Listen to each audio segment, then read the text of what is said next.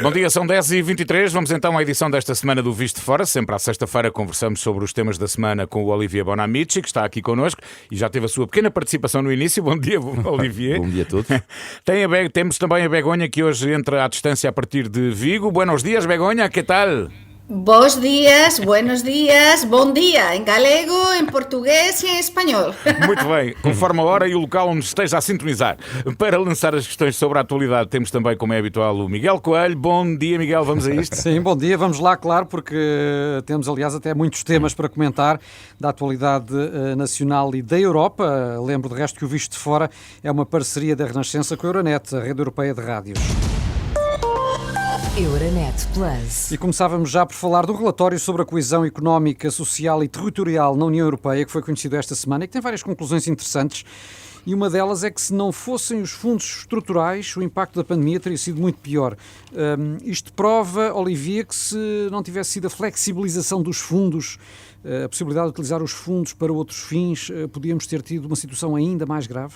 Sim, claramente, e aliás eu vou mais longe do que isso. Eu acho que estes fundos, e de uma forma geral o dinheiro agora que está a chegar com um plano de retoma económica é essencial. É essencial e sobretudo para ver os países, porque não podemos olhar sempre egoístas e pensar nos países nos quais estamos a viver, mas se há outros países que chegaram mais tarde na União Europeia, por exemplo, de um país como a República Checa, e que claramente por causa destes fundos de coesão é um país que se aproxima da média europeia ao nível económico. E, portanto, isto é super importante, haver uma convergência ao nível económico, e é isto que está a acontecer aos poucos, mas está a acontecer. Mas este relatório mostra, por outro lado, que temos uma taxa de emprego na União Europeia mais elevada do que antes da crise de 2008 e que aumentaram as disparidades regionais, ou seja, nas regiões menos desenvolvidas o desemprego é bastante mais baixo do que nas regiões mais desenvolvidas. Isto não mudou nos últimos 7 anos. O que é que poderá estar a falhar, Begonha? Pois temos un problema, sobre todo, de despoboación, non é? Nos territorios. Estamos a falar da Unión Europea e temos de falar dos nosos territorios, dos territorios de Portugal, de España, os territorios transfronterizos, por exemplo. Temos un exemplo clarísimo, non é? Na fronteira entre España e Portugal. Son zonas con poquísima poboación que están a perder pouca poboación ano tras ano. Por iso é moito importante, porque o que o diz este relatorio é que prevén que o PIB per cápita das rexións menos desenvolvidas aumente até 5%. Mas que vai acontecer con estas zonas de fronteira? Por iso é tan importante neste momento que estamos a espera, que estamos xa para receber toda esta quantidade de fundos que van vir de Bruselas, aproveitar isto para tentar que aumente a poboación nestas zonas, con menos desenvolvimento, con menos industria, con menos sector secundario, non só sector primario. En fin, isto envolve unha realidade que os nosos ouvintes fora das grandes cidades conhecem muito bem.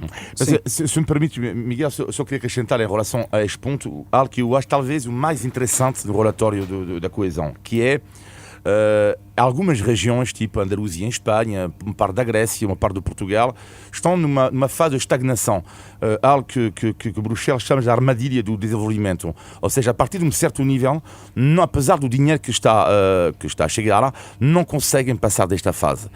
E o que é interessante deste relatório é que é preciso reformas estruturais. E isto é verdade. Ou seja, o dinheiro, não é? E isto é importante perceber, mesmo o dinheiro que todos os países vão receber agora, o dinheiro não é tudo. E algumas zonas do sul da Europa precisam absolutamente de reformas estruturais, senão não vão passar deste patamar. E isto que eu acho que é interessante. Sim, este tema é muito importante. Eu acho que é um tema fundamental para España e para Portugal, para o sul da Europa, como dixía Olivier, e por iso temos exemplos de tanto suceso, como é o caso, por exemplo, da Eurorrexião, Galiza Norte de Portugal, como as eurosidades ao longo de toda a fronteira, non só entre a Galiza e o norte de Portugal, entre todas as zonas de fronteira entre Portugal e España, e por iso é moito importante, como dixía Olivier, e concordo con ele, ter un planeamento bon. Isto témonos de organizar e por iso xuntos somos mellores e por iso para poder tentar dar a volta a todo o que se espera e para conseguir que este PIB per cápita destas rexións menos desenvolvidas do sul de Europa aumente, temos de traballar en conxunto, iso sin dúvida. E há muitos problemas que de facto afetam em simultâneo Portugal e Espanha, e um deles é a seca, com que nos estamos a debater nesta altura. Foi entretanto pedido um debate de urgência no Parlamento Europeu. Olivia, será um problema que exige soluções também à escala europeia? Sim, é evidente. Bom, mas de qualquer modo, a seca é uma situação dramática em todos os países. Portanto, não é em só... França também? Sim, claramente. Eu queria aproveitar esta pergunta sobre a seca para falar da Europa, mas também neste caso de Portugal, porque há uma situação que eu acho em vergonha todos os portugueses, e eu diria que isto vai ser notícia lá fora. Muitas vezes tu perguntas, Miguel, se é notícia lá fora, se é notícia lá fora. Ainda não está noticiado. Chama Visto de Fora este programa. Exatamente, sim, exatamente. e neste caso que eu vou falar agora, vai ser notícia lá fora, que é o escândalo que acontece em Paços de Ferreira. Não sei se é nos Paços de Ferreira ou em Paços de Ferreira. Peço desculpa. Em Paços de Ferreira, o desperdício de água de propósito para as pessoas pagarem menos. As imagens que foram mostradas são escandalosas. Já agora, desculpa, convém dizer que, não sei, uma entidade em Paços de Ferreira, que quem consome mais água paga menos. E, portanto, as pessoas desperdiçam para pagar menos. Exatamente. E o observador diz que dos 25 concelhos com mais caras de água, 24 têm a concessão dos privados. Isto também é interessante verificar essa situação. O que eu acho ali é que algo de urgente tem que ser feito. Isto sim é passar uma imagem péssima, não estou claro a incriminar as pessoas, porque as pessoas querem pagar menos. Agora, na situação atual da seca e ver o desperdício de água desta forma, com as torneiras assim, abertas para nada. Nós temos um especialista que ouvimos aqui esta manhã na Renascença e que diz que há um erro aqui face às soluções para a seca que tem a ver com encarar o problema como uma emergência e que devia sim ser encarado como um problema permanente, a necessitar também de respostas mais definitivas. Será por aí, Begonha, que também pode passar a solução? Sem dúvida. Porque non podemos pensar que isto é un tema político, que están os políticos para o resolver. É moito fácil criticar os outros, mas isto ten de comenzar por cada un de nós. Se estamos a ver que há un problema de seca severa, mas está a acontecer tamén en España, está a acontecer hoy onde estou eu agora. En España é sequía, non é? Sí, a sequía, en galego tamén seca, mas neste recanto onde eu estou agora, en Vigo, moito perto de Portugal, tamén xa há un primeiro alerta de presequía, é dizer, nunha zona moito verde tamén como o norte de Portugal. Mas vamos a iso, é dizer, ten de comenzar todo isto para mudar, temos de mudar mentalidades. Isto que contou o Olivier, que está a acontecer en Paços de Ferreira, é realmente unha vergoña auténtica. Non pode ser, temos de comenzar por consumir menos, temos de comenzar por pensar que non é só o que acontece na miña casa. Non. É que o que acontece na casa de cualquier de nós, se nós actuamos así, iso vai repercutir nos outros. Entón, cando há un problema de seca, temos de actuar en conxunto todos, non só culpabilizar aos gobernantes. Iso é fundamental. E vamos ver se a situação de seca não vai agravar as relações ibéricas, porque normalmente nessas ocasiões que não, a partilha de água é sempre uma questão muito delicada. Sim, bom, mas vamos é avançar para outros temas. Emmanuel Macron foi esta semana a Moscovo e também a Kiev, foi recebido pelos presidentes da Ucrânia e sobretudo da Rússia, num encontro mais mediático, mas pelos vistos os esforços diplomáticos do presidente francês, apesar das garantias que diz ter trazido de Moscovo, não deram grandes frutos no concreto. Olivier, em que é que ficamos? Será que continuamos ainda perto de um eventual conflito na Ucrânia? Eu acho que a iniciativa do Macron de facto é de louvar, mas não deu para quase nada. Ou seja, não deu para nada. O diálogo continua, pelos vistos, não é? O que já não é, já é uma espécie de semi-vitória. Mas, no entanto, o Macron vendeu ao mundo algo que não aconteceu. Aliás, queria relatar aqui o papel da comunicação social francesa, que disse a verdade sobre isto, porque há um risco, muitas vezes, quando um presidente assim, é como tudo. Eu acho que qualquer governante neste momento quer quase resolver isto para ser uma espécie de herói, não é? E o Macron um pouco igual. E ainda bem que a comunicação social francesa fez o seu trabalho dizendo que não. Ele vendeu algo que não aconteceu. A situação continua na mesma, é importante dialogar, mas o Macron não pode vender a ideia que por causa dele houve um avanço. Begoña. Não, foi um fracasso total. Não temos mais do que ver essa mesa. Os nossos ouvintes lembram-se neste momento dessa mesa enorme que o Putin preparou para uma reunião com o Macron. Sim, pode dizer-se que Macron viu Putin de longe, E não que é? estava a quantos metros? 5 metros. 5, 6 Mais, metros. mais. Era uma imagem que as imagens são tão importantes para os jornalistas. Ontem para não sei se leram comunicar. os artigos na imprensa internacional, mas houve uma explicação. Todas. É que Macron não aceitou fazer um teste PCR que era exigido pelos russos. Não me serve Portanto, essa foram explicação. criadas medidas Não me serve. sanitárias adicionais. Não me serve porque era tão fria a imagem, tão fria dos dois. E depois, previamente, tinha tido uma reunião Putin com o presidente da Argentina numa salinha com uma Quase ao colo um lareira. do outro, não é? Se me permite uma pequena história que é genial, há tempos, quando Sarkozy era o presidente francês, ele aparece numa conferência de imprensa após o Putin, e ele aparece meio bêbado. Só que, mas aqui a história é genial, portanto, ele aparece quase meio bêbado. Só que há um problema, Sarkozy não bebe, e Putin também não. Portanto, inicialmente as pessoas pensavam, pronto, Sarkozy bebeu, para quem não conhece Sarkozy, Sarkozy não bebe mesmo nada. E depois soubemos que ele levou nas orelhas de Putin algo surreal. Porque Putin não brinca em serviço. Putin foi para a França, que é um país que não é um país qualquer na Europa, diz, olha, se tu te metes connosco, tu vais perceber já. E Sarkozy levou isto e apareceu meio bêbado, mas não foi por causa do álcool, foi por causa do puxão de orelhas. Claro. Sim, não, mas Para este concluir, encontro Begoña, foi um fracasso e é uma pena porque temos falado neste programa nas últimas semanas, não é, do Macron, desse objetivo dele de se convertir no sucessor da Angela Merkel. E que, para todos os efeitos, é o presidente em exercício da União Europeia. Sim, exatamente, porque é a presença de turno da França, mas não correu bem esta reunião em absoluto. Muito bem. Eu gostava de ouvi-los ainda muito rapidamente sobre a situação da pandemia na Europa, porque começamos a ver cada vez mais países a deixarem cair restrições. De resto, Espanha foi justamente um dos países que aliviaram medidas esta semana, com o fim da máscara obrigatória na rua. Também Itália, a partir de hoje, segue esse caminho. Acham que começamos a ver a luz ao fundo do túnel, como se diz em Portugal? Sim, eu penso que sim, eu penso que comenzamos, queremos, para mí non é que comencemos, é que todos queremos ver luz no fin do túnel. Estamos fartos desta pandemia, sin algo coincidimos todos e que estamos fartos. Por exemplo, en España, desde ontem, xa non é obrigatoria a máscara na rúa. Mas que é o que está a acontecer? Varios colegas nosos, xornalistas de diferentes órganos de comunicación social de toda España, están a facer reportaxes, o típico, non é? Como farían cualquier de voces. E que acontece? Que a grande maioría das persoas en España continúan coa máscara na rúa, é dizer, as persoas que tiraran, mas, por exemplo, aquí en Galiza non temos máis de... Agora, se eu saio fora do meu escritorio, a rúa, verei que a maior parte das persoas continúa a levar a máscara na rúa.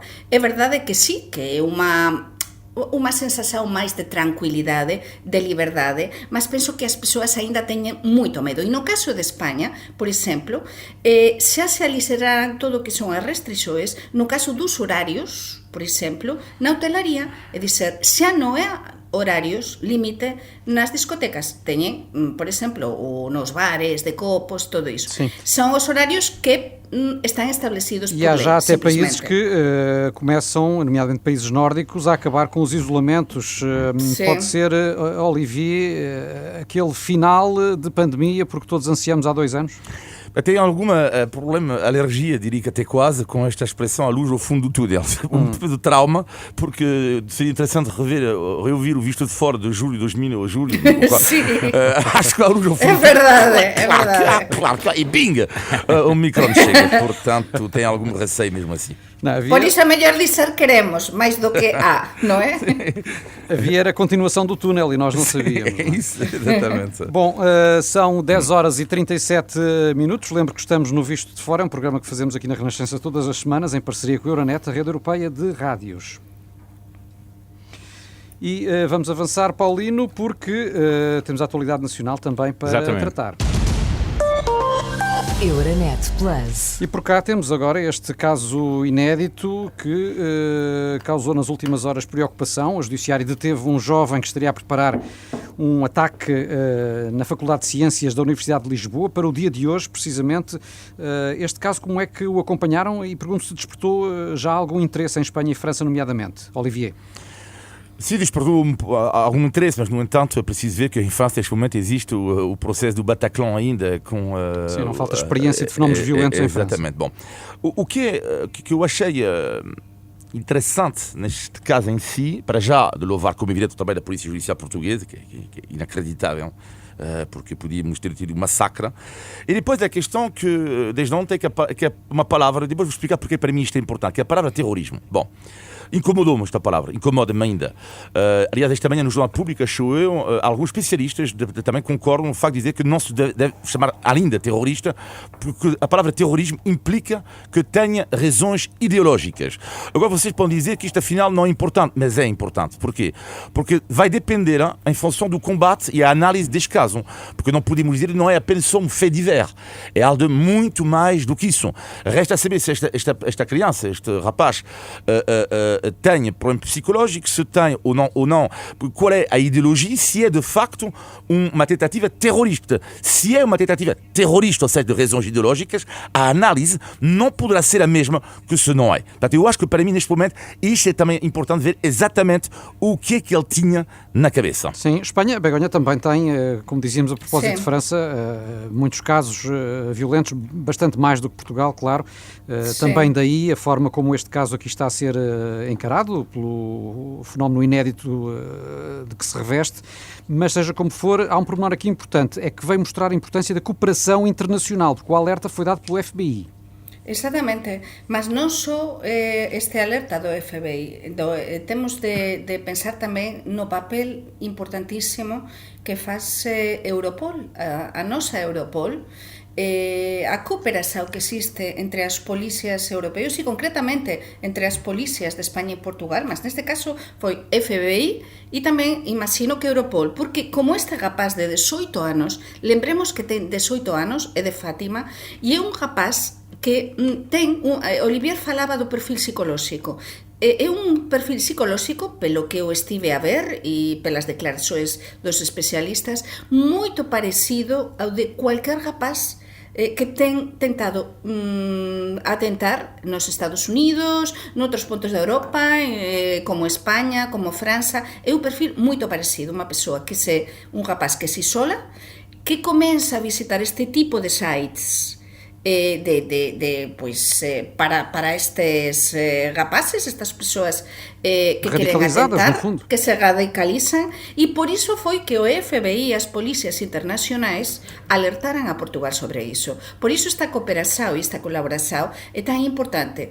E sin dúbida, até agora non tiñamos tido, eu pelo menos non me lembro, dun caso así en Portugal, non é tan chamativo nunha universidade, tentar atentar contra os estudantes nunha grande universidade portuguesa, mas por desgraza en España, en França, en outros países europeos temos tido tantas tentativas que non é un caso que se chamase, no caso de España, moito mais atenção. Mais do que tentativas, não é? Em muitos países tem havido mesmo crimes consumados. Dramático, muitos deles sim, resultando em massacres. Felizmente não foi o caso em Portugal e a Judiciária conseguiu abortar a situação a tempo. Para que nunca aconteça cá. Numa semana que teve também ataques informáticos, não é? De grande dimensão. O primeiro contra a Vodafone, o segundo, que ainda não estará totalmente resolvido, teve como alvo o grupo Germano de Sousa, um grupo que, nomeadamente, tem colaborado nestes 2 anos ao nível dos testes contra a Covid-19.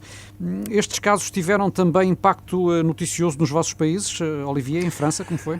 Sim, tiveram imenso, eu diria, por 2 razões. Primeiro, porque em Portugal estes ataques já acontecem, e falaste de 2, mas houve outras recentemente. Sim. Portanto, foi um pouco espaço de tempo, e isto é um pouco surpreendente. Mas do resto também, porque é que tem impacto? Porque em França acontece o mesmo. Metade das empresas francesas, foram alvo de ciberataque no ano passado. Metade das empresas. Portanto, esta imagem que podemos eventualmente ter aqui em Portugal, de que o país está a ser alvo de uma onda específica, na verdade, trata-se, na tua leitura, de um fenómeno à escala internacional. Isso significa também noutros países. É evidente sim, é a escala internacional. É evidente que o fenómeno à escala internacional. Agora, não sei se pode haver um ataque dirigido a Portugal. Só para terminar, em relação a esta questão de ciberataques, uma iniciativa que eu acho que está a ser falada em França, que eu acho, tenho a certeza que vai acontecer em breve em todos os países da União Europeia, que é uma linha tal e qual como existe o 112, não é 117, como é 112, não é? 112, exatamente. 112, nunca liguei, pronto, esta prova. E o 112 vai haver o 17, o 117 em França, só para o ciberataque. Para particulares e para empresas. Sim, porque... Desde que o número continua a funcionar em caso de ataque. Não é? Sim, mas porque é preciso ver que, de facto, está a falar das empresas, mas os particulares, cada vez mais, está a acontecer também, e é preciso absolutamente haver uma resposta do Estado a isso também para ajudar as pessoas. Begonha. Sí, sin dúbida.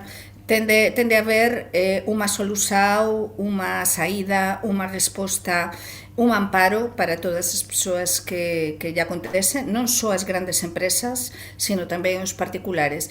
Isto está a acontecer en Portugal e está a acontecer en España, acontece muitísimo en España. É verdade que agora en Portugal parece que en un curto espazo de tempo, non é? Grandes empresas de comunicación, grandes empresas particulares sufrirán isto, non é? E entón, por iso, pensamos, é moito importante neste visto de fora que expliquemos aos nosos ouvintes que isto non é só de Portugal, que isto acontece a nivel global, a nivel europeo. Por iso, máis unha vez, xa que estamos neste visto de fora, é importante que os nosos gobernantes a nivel europeo pois nos solucione isto e o deste número de apoio e que tente solucionar este tipo de problemas o máis rapidamente posible. É fundamental porque as telecomunicações, a internet, todo isto é fundamental. Os nosos sites, en cualquier empresa, en cualquier grande grupo, estamos a viver num mundo global, não é? Sem que saibamos, na verdade, as razões destes ataques, não é? Porque em alguns casos haverá pedidos de resgate, noutros não conhecemos os motivos.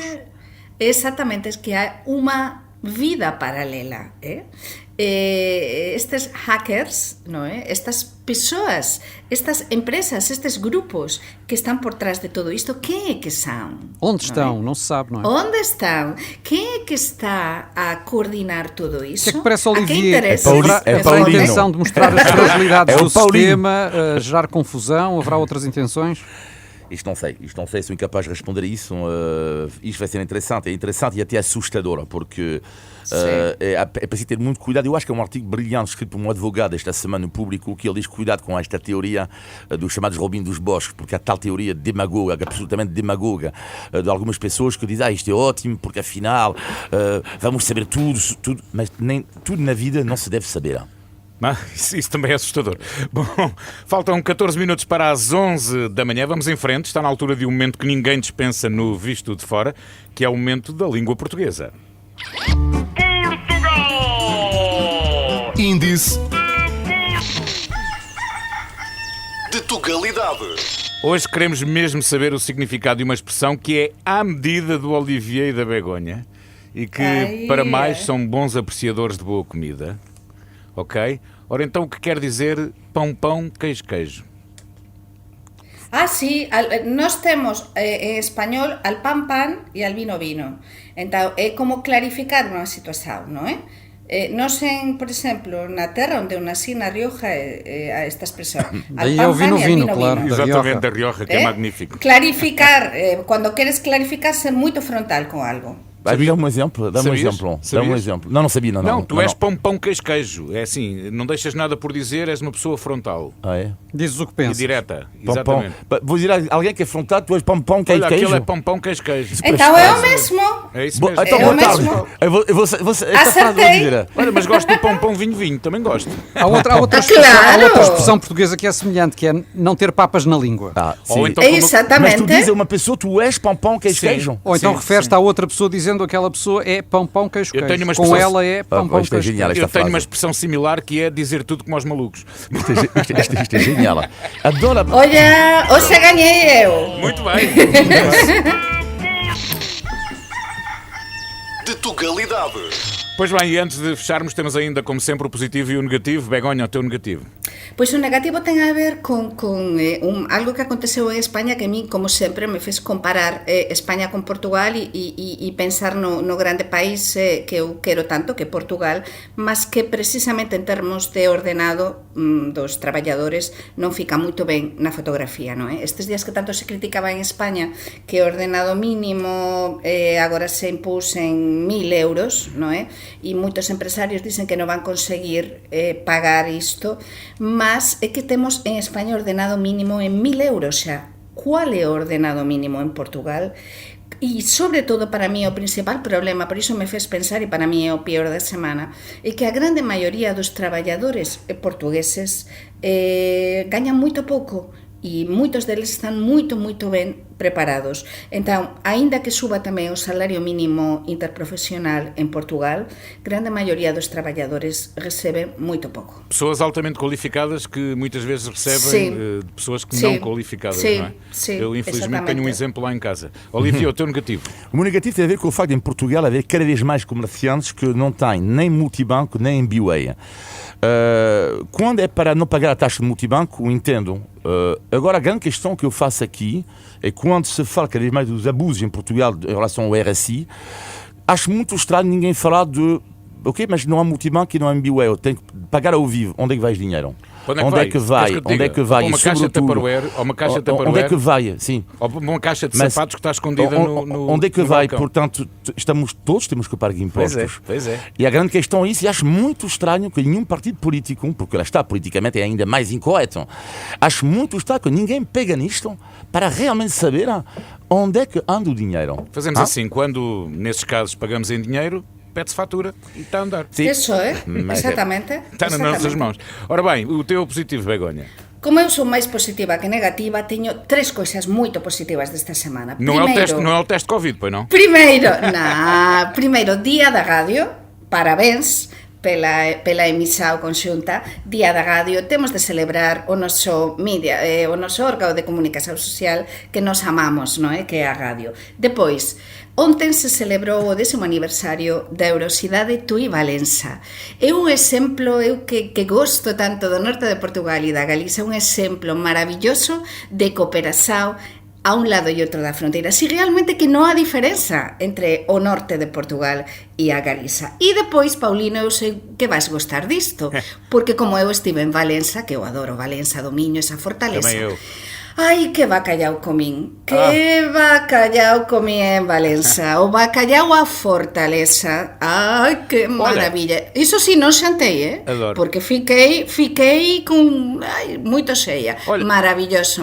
Antes de irmos ao positivo do Olivier, o Miguel não me vai levar a mal por eu dizer isto. Eu há pouco falei de um bacalhau que bateu os recordes do Guinness e que foi entregue a Portugal, exatamente, veio da Noruega para Portugal e foi homologado. Vai ser entregue agora à comunidade Vida e Paz, que vai fazer um bacalhau à Brás solidário. Que bom! E a propósito disso, a Cristina Nascimento, nossa colega jornalista, recebeu uma chamada de um senhor chamado António Chula, que diz que há 30 anos, quando trabalhava numa empresa de Alcochete, apanhou um bacalhau que media cerca de 1,60 m e tinha 18 kg antes de secar, 12 kg depois de seco. Meu Deus! O que, a ser verdade, eu acredito nas palavras do António Chula, este bacalhau era maior do que este que está agora a ser homologado pelo Guinness. Olha, mas eu vou vos dizer que temos de combinar para comer esse bacalhau de Valença, que é maravilhoso. Vamos a isso. Maravilhoso. Ora bem, o teu positivo, Olivier?